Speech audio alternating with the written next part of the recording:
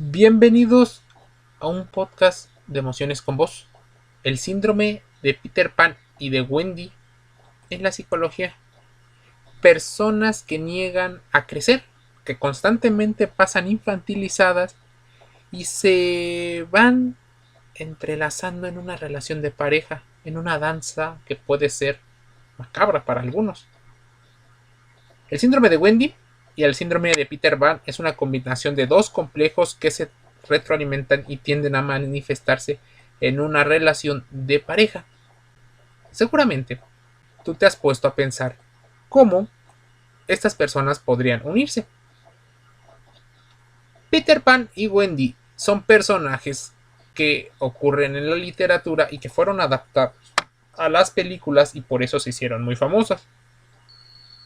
Muchas veces Peter Pan y Wendy fueron situaciones en las cuales son niños que se niegan a crecer. Una historia que se terminaría convirtiendo en un clásico de una conocida empresa. El protagonista de la obra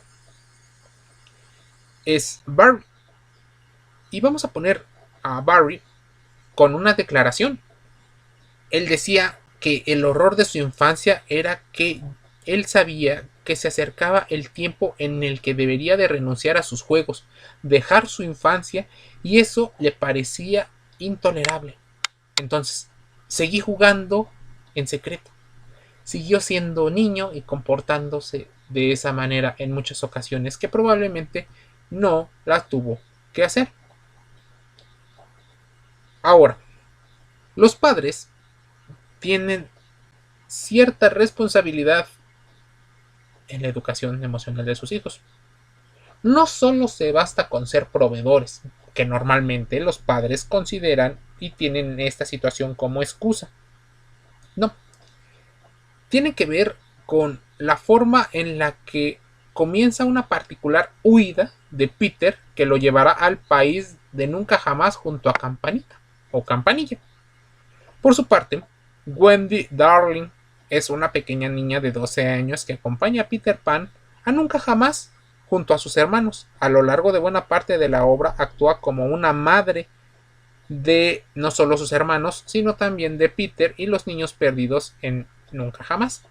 El tema principal se va desarrollando en la obra y es el miedo a crecer, asumir responsabilidades propias de la adultez, lo que lleva a Peter Pan a huir de la casa para evitar dar ese paso hacia la madurez que representa la etapa adulta.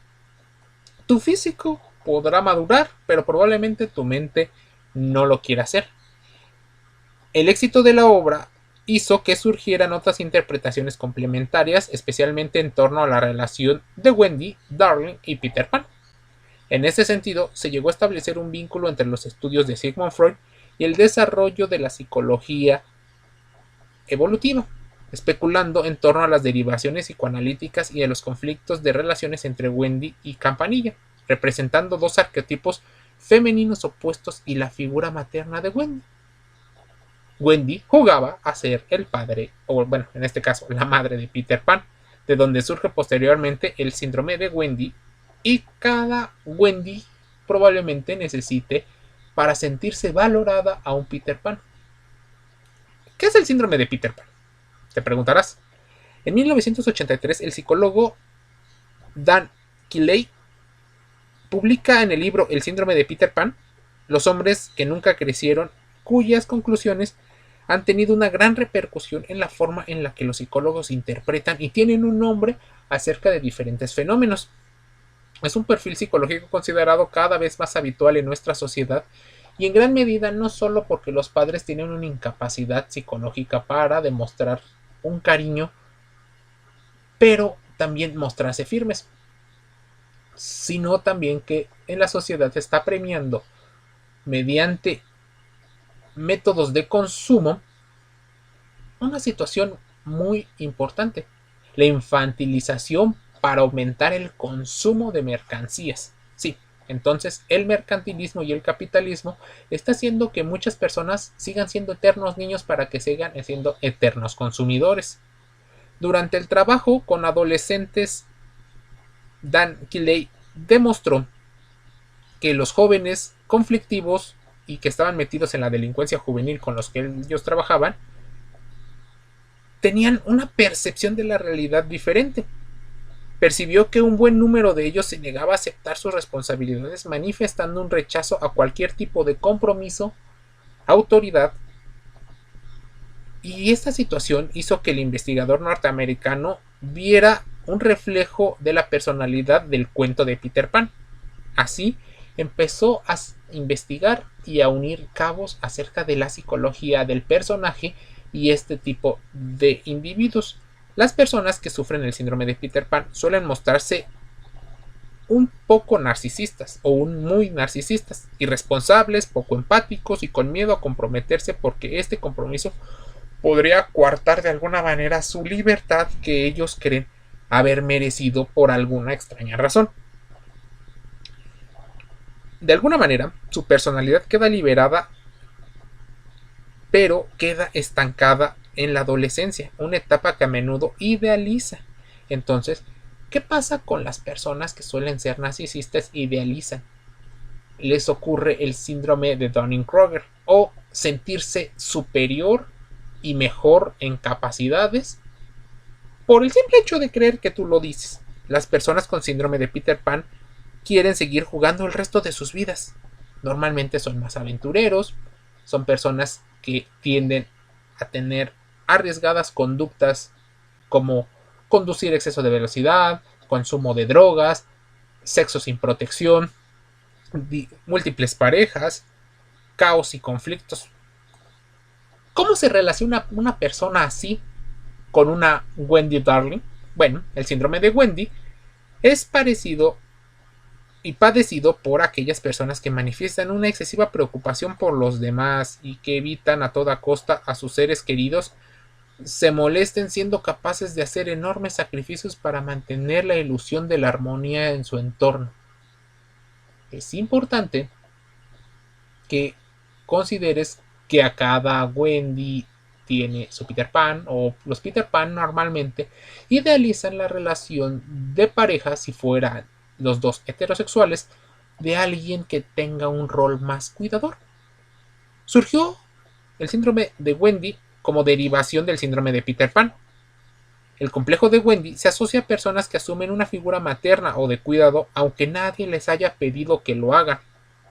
Aunque buena parte de sus características pudieran verse como positivas, en un análisis superficial, el síndrome de Wendy esconde facetas perniciosas tanto para los propios sujetos como para las personas que se relacionan con normalmente las Wendys, porque es una situación que probablemente tenga un género y esto debido a los estereotipos y a la educación cultural que reciben mujeres y hombres.